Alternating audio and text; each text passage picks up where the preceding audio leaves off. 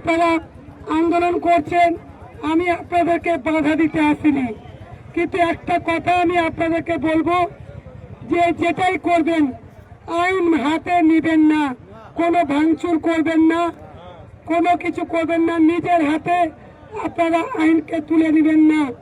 আপনারা যদি এতটুকু কোনো কিছু করেন, মিডিয়া থেকে শুরু করে বিজেপি ওটাকে এমন ভাবে দেখা হবে আরো উল্টো আপনাদেরকে আরো ভারী ঠেকে দিবে।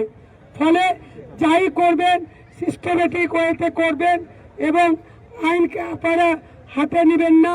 আমি আপনাদের এই আন্দোলনকে থামাতেও আসেনি আর বলবো না যে চালান, যেটা আপনাদের মনে হবে। আমি আপনাদের সাথে আছি, আমি আপনাদের পাশে আছি।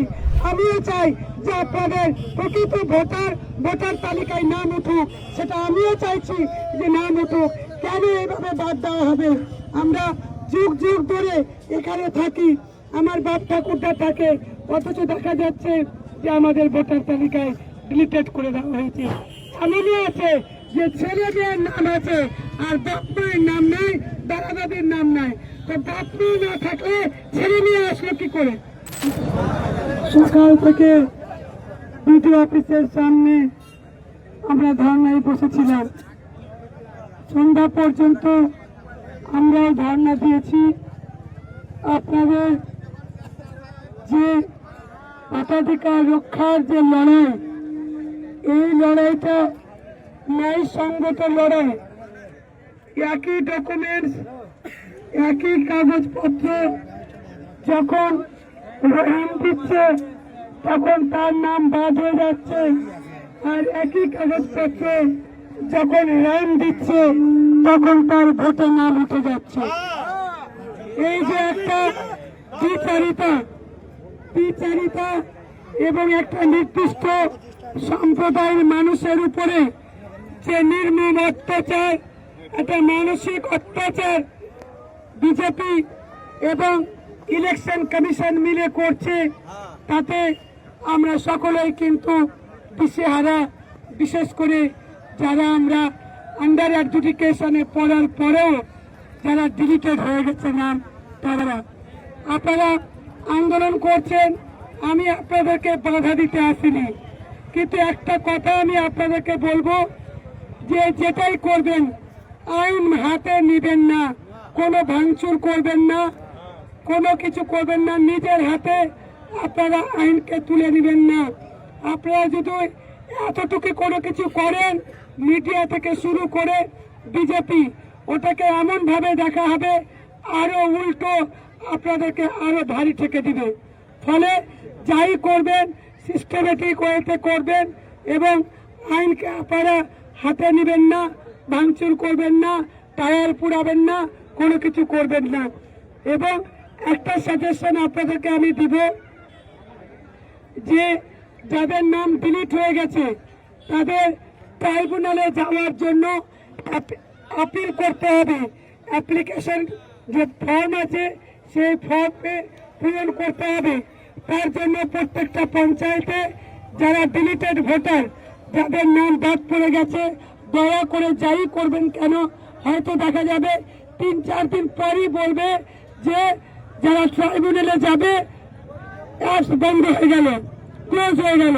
তো দয়া করে যারা ডিলিটেড ভোটার আছেন, অন্তত পক্ষে যা কিছু আপনার কাছে পেপারস আছে, নথি আছে, সেটা নিয়ে গিয়ে পঞ্চায়েত অফিসে কিংবা আমরা দলীয়গতভাবে বিভিন্ন জায়গায় ক্যাম্প করেছি, আপনার ডকুমেন্টস দিয়ে ট্রাইব্যুনালের জন্য আপনারা আপিলটা কমপক্ষ করে রাখবেন, নাহলে কিন্তু পথ বন্ধ করে দিবে এই বিজেপি সরকার এবং জানিস।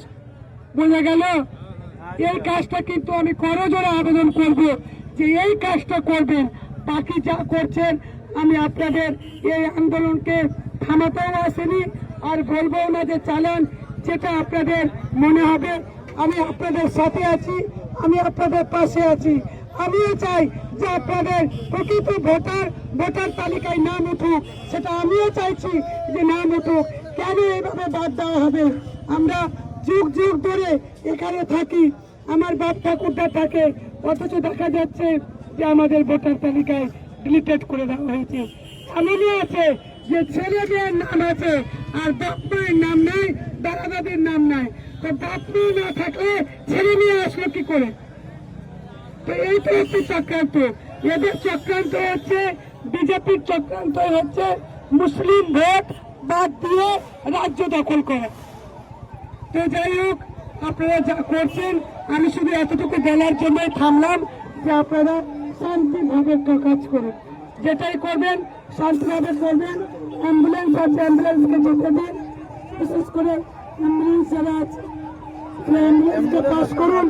আর আইনি সহায়তা যদি যা করতে হয়, যারা ডিলিটেড ভোটার তারা পঞ্চায়েত অফিসে এবং আমাদের বিভিন্ন জায়গায় পার্টি অফিসে কম্পিউটারের লোক বসানো হয়েছে, আপনারা সেটাতে ট্রাইব্যুনালের জন্য আপিল করতে পারবেন গিয়ে। এবং পরবর্তীকালে যা যা করণীয় আইনি সহযোগিতা, আপনাদেরকে কিছু করতে হবে না, আইনি সহযোগিতা আমি বিনামূল্যে সমস্ত লোকের জন্য করব। আমার দ্বারা যা কিছু সম্ভব আমি আপনাদের জন্য করব। এইটুকুটাই আমি এইটুকুটাই বলে শেষ করছি। ভালো থাকবেন, সুস্থ থাকবেন। এখানে মায়েরা আছে, বোনেরা আছে, যেন কোনো অপ্রীতিকর ঘটনা না ঘটে এটা মাথায় রাখবেন, তাদেরকে ঠিক মতো রাখবেন। এই কথা বলে আমার কথা শেষ করছি। ধন্যবাদ। আসসালামু আলাইকুম।